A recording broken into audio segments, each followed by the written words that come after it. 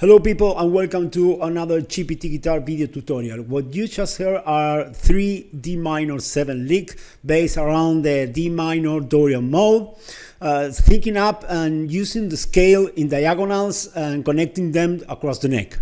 I'm going to go ahead and play them really slowly for you, and if you want the tab for those lines, there's a link down below in the description where you can download for free. If you want to take a deeper dive into my approach on the guitar, there's a lot of video tutorials on this channel, so hit the thumbs up button, subscribe to this channel and ring the notification bell so you get notified every time I post a new video.